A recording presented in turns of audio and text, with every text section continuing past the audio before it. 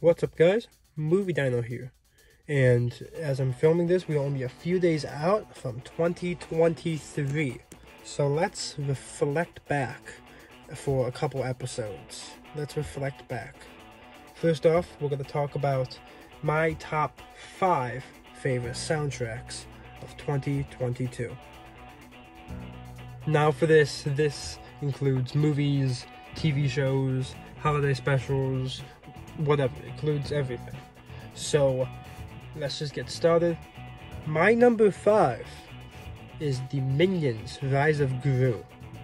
Might seem like a surprise to people, but Hector Ferreira did a very nice job on this soundtrack. Like, when you go to see a movie like Minions, like a movie like that, you don't go for the soundtrack. You don't do anything like that. You go for the movie, you go for the laugh and all that.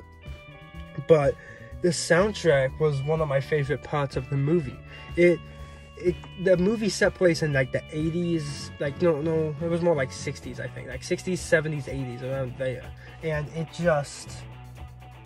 the soundtrack just clicked. Like, it just went perfectly. Like, there's these tense parts in the soundtrack, these like tense, big, sweeping orchestral parts, and there's these slow like there's a bicycle chase is one of them, I think. Like, there's this bicycle chase, and then like the music is so triumphant, the trumpets going off, the mellophones, French horns, it's all nice. And then they play on the actual theme for like Despicable Me. They play on that theme too, which is cool. Like, they play, and then they play night. There's a great flute part in that. But like, just listen to like, what was it? The Sweet. Listen to the Sweet, and you won't regret it. It's good. It's pretty good. Okay, number 4. I've talked about this soundtrack before. Doctor Strange and the Multiverse of Madness. Danny Elfman just does a very nice job.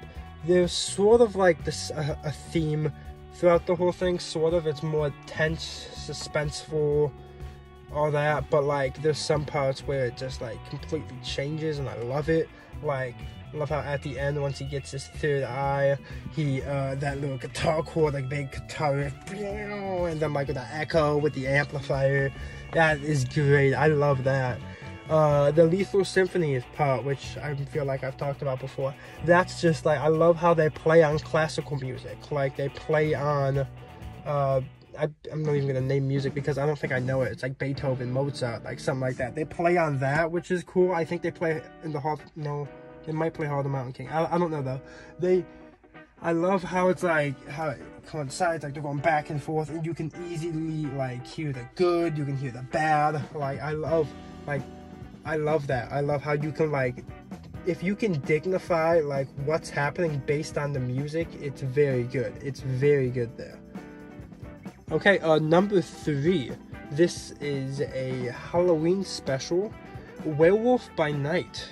This was directed by Michael Giacchino and composed by Michael Giacchino. So the music was top notch. The music was amazing. Like, Michael Giacchino did a great job. I think this is one of if not his best score of the year.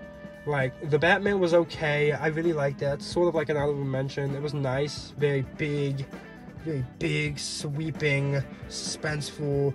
But then he brought a lot of that into Werewolf by Night, and I really like that. Like, Werewolf by Night is big, sweeping. I'm using that a lot, but it shows like old-timey horror, which is great. I love that. Like, and then it gets into the modern day side too, with all these electronics they're using. And then like that. But the main theme is so good. Like, the main theme just it weaves in and out of like everything here, which is amazing. I really like that. That's one of my favorite parts about this. Okay, for these last 2, I had some talking, like, with myself. I didn't know what I wanted to do, but here are the 2 that I was arguing over. Avatar: The Way of Water by Simon Franklin, or The Lord of the Rings, The Rings of Power by Bear McCreary.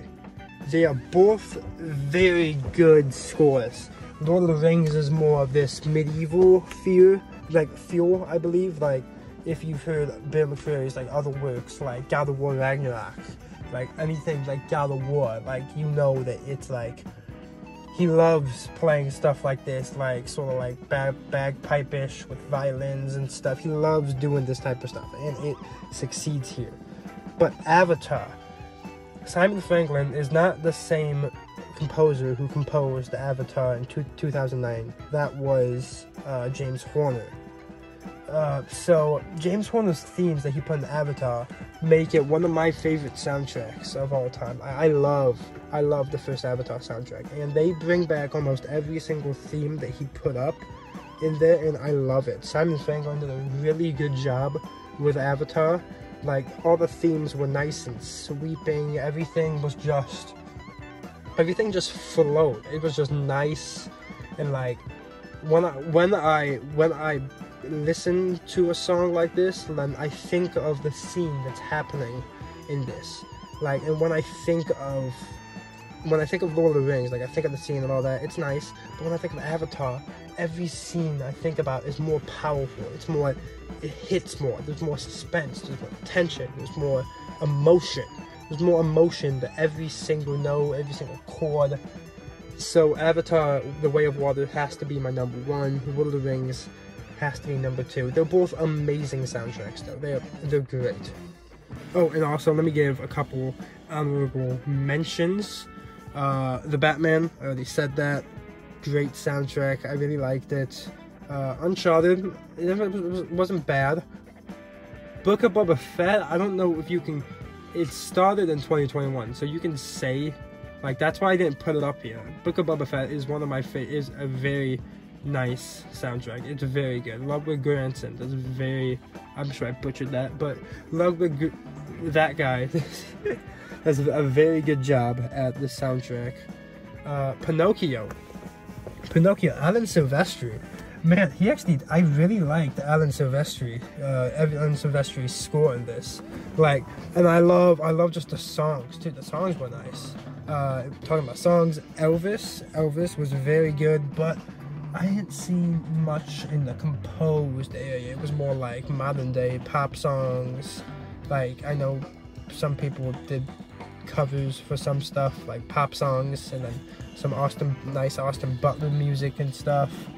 Yeah, it was okay. Well, yeah, I guess that's it. I hope you guys enjoyed. I'm coming out with more sometime, maybe this week. It's gonna be a TV shows, and then next week I think I'm gonna do movies, but it's gonna be even bigger. That's why it's gonna be next week. I have more stuff for that. You're gonna see it when the video comes out, so don't worry.